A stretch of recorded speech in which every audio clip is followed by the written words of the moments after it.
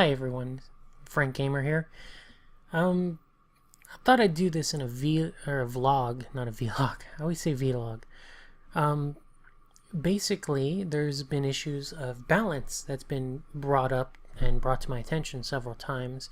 Again, sorry if I'm talking weird. This side of my face, I don't know if you could tell, it's all puffy because my wisdom tooth got pulled, so I'm having some trouble speaking coherently, but I'm trying. Anyways, Chess 2. Yeah, a sequel to Chess. It's been announced a little while ago, been released, and apparently it's doing fairly well. What it is an attempt to make chess better. Well, how do you make chess better? That sounds really stupid. Well, actually, the way chess is right now, someone who memorizes openings and closings, someone who's really good at mid-game but memorizes openings and closings in the game, they can do very well at chess, regardless of skill level. Now, you may argue, well, memorization is part of the game. Perhaps. But in an attempt to curb that, they've actually, for example, Bobby Fischer invented a variant, I can't remember what it was called, where randomness was involved. Also, you had a different variant of chess called shuffle chess. Shuffle chess was another variant. That was a good way of fixing that. Also, I think that's about it on that. The point is, the guy who did that was originally a Street Fighter person. I think he worked on Street Fighter 2 HD Remix or Turbo Remix or something. There's been so many versions of Street Fighter 2, I have no idea. But he did that, and that taught him something about balance in games. So here's the question of the day that I want to address in this vlog. How important is balance in a video game? Well, let's think about that. In terms of gameplay, it's important that both players have equal footing. That's fine. Now, where AI is involved, you can't have equal footing. You can't. Many AI developers, people who write for artificial intelligence in video games, I use the term loosely, by the way, artificial intelligence, because it really isn't. But we'll get into that later.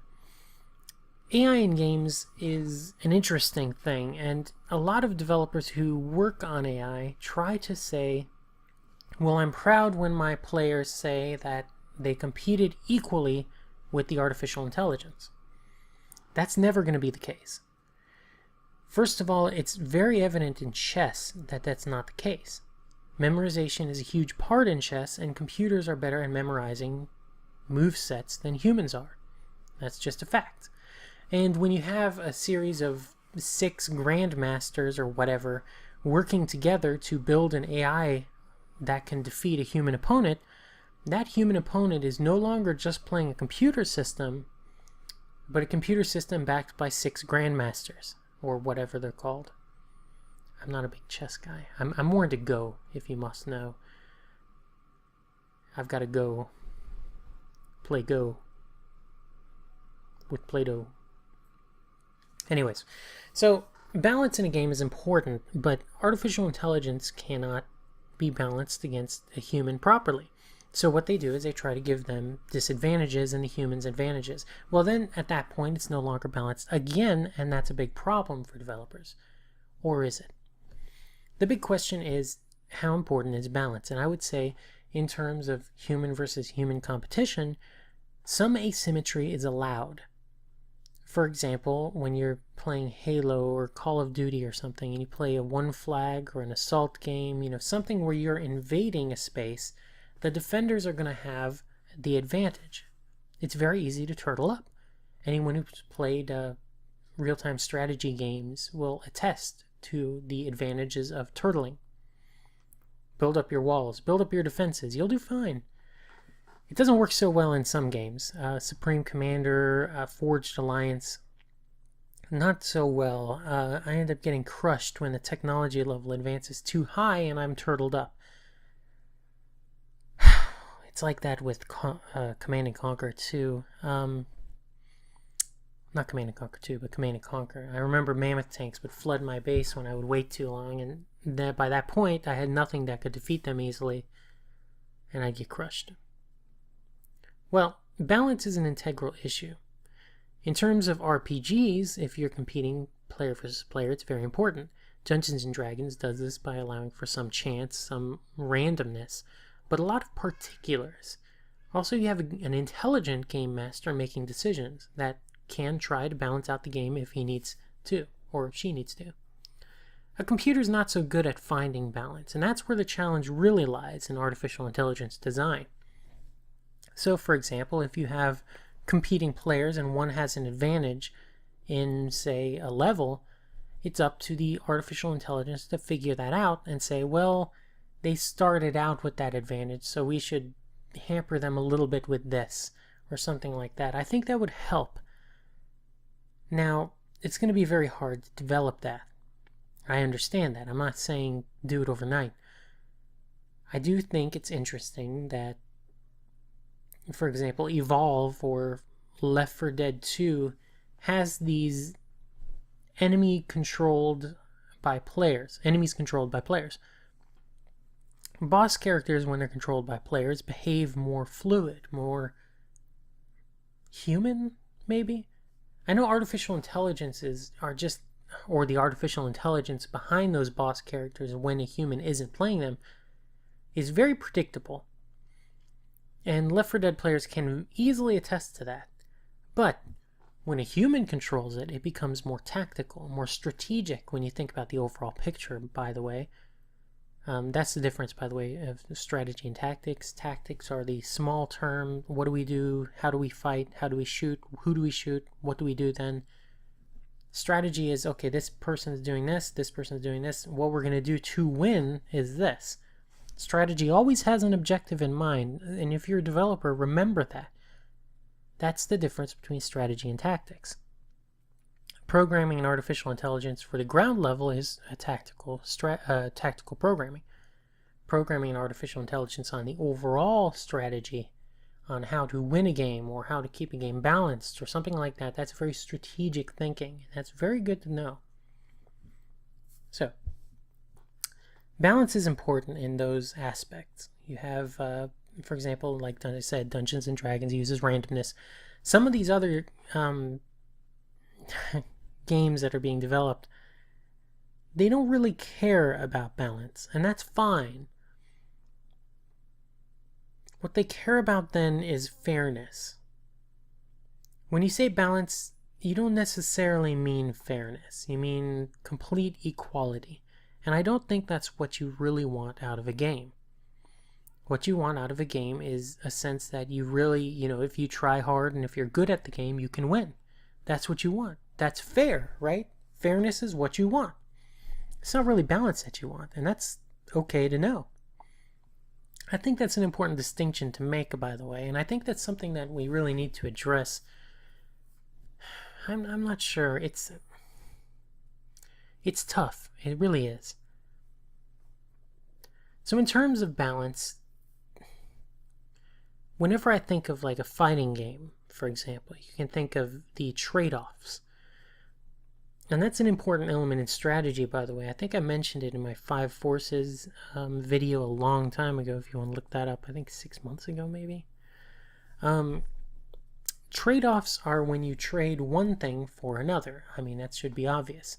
So in a fighting game scenario, what you're trading off is speed for strength. For example, your not very balanced game, by the way. Soul Calibur 2 or Soul Calibur 3, any of the Soul Caliburs, they're not perfectly balanced. I know with 2, Cervantes was the guy that everyone used because he was good. Just like with Super Smash Bros. Brawl, everyone used Meta Knight because he was good. I myself am a Jigglypuff player.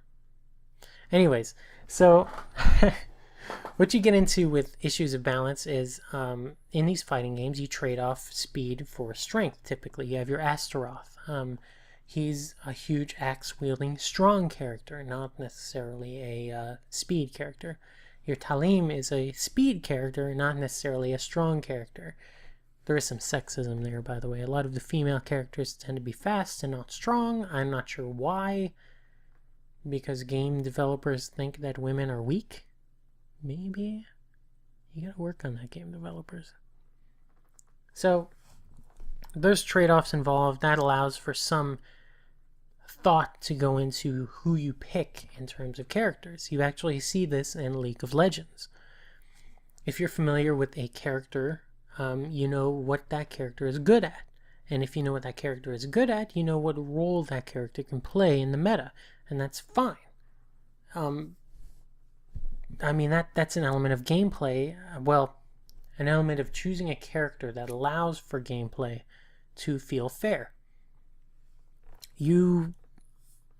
If you don't know the characters, if you don't know if they're fast or strong or smart, I guess, that's on you, and you know it's on you, so it feels fair. If you get to know the characters more and you choose a character that's fast and you lose in terms of speed against a strong character, then it's not necessarily fair. In fact, it feels like it was cheating. You get into some of these issues with, like, in fighting games, like a gap closer or distance. What is the word? You fighting game community guides, you know what I'm talking about. Some of these issues arise, and circling back on what I was talking about earlier, Chess 2, for example, was an attempt to solve some of the issues that chess brings to the table. Balance issues, for example. Go, if you're not familiar with Go, hold on one sec. I'm going to grab it for you.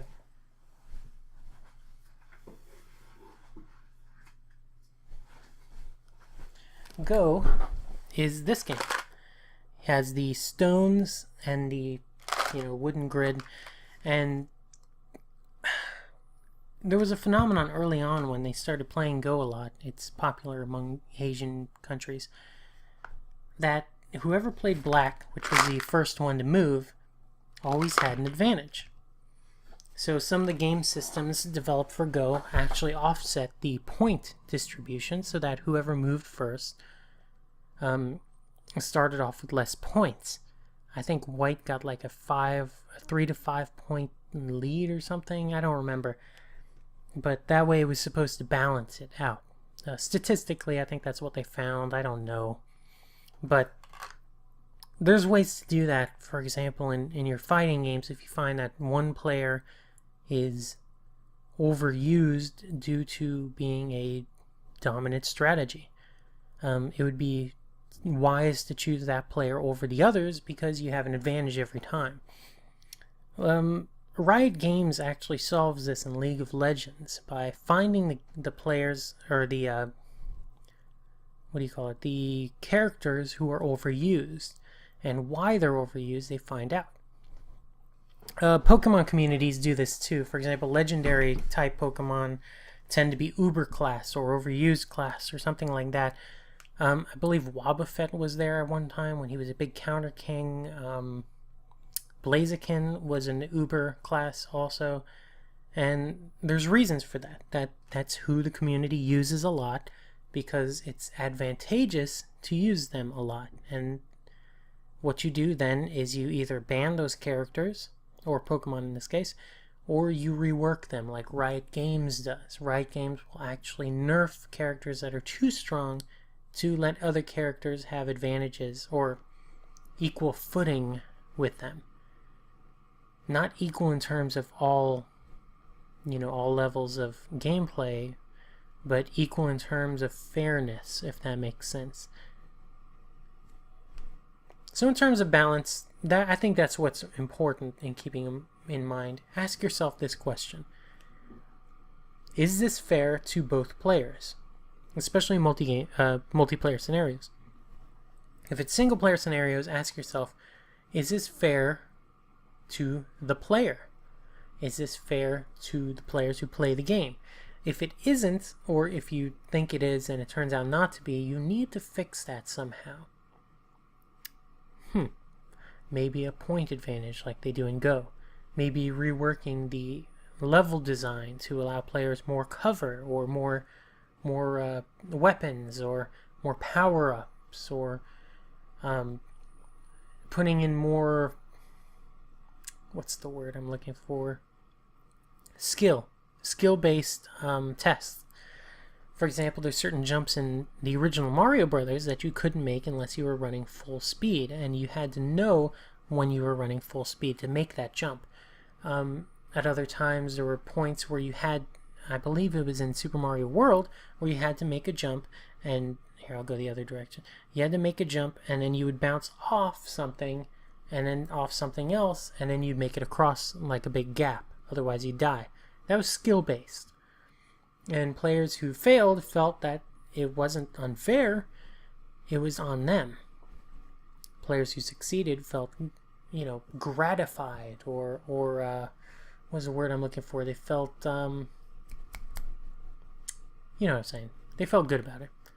They felt that it was fair, and they succeeded based on their own skill. And that's really what you want out of a game when skill is involved. Platformers, fighting, some RPGs, definitely real-time strategy. And I believe we talked about in what happened to strategy games are notoriously hard to program for fairness. That's why StarCraft 2, when it came out, basically did not change the StarCraft formula. I believe there were a few nerfs here and there. I think carriers, for example, for the Protoss got a little nerf, and there's a reason for that. Fairness. Well, this was another vlog by Frank Gamer. I hope you liked it. I'm going to try and do a more traditional video soon.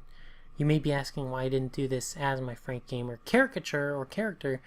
Well, getting all dressed up with tie would put a lot of pressure right here, and right here is where my wisdom tooth used to be, and it's all huge and puffy, you can't really tell, so it would hurt a lot. And even just talking right now, it's getting pretty sore.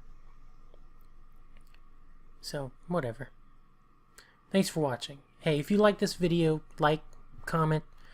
I really do like reading you guys' comments. When you have ideas, when you want to bounce some things off of me, I love that. So please comment. If you have an interest in this kind of stuff, let me know. If you're a subscriber and you like these kind of videos, just let me know. Let your friends know. I would like the support. I appreciate it.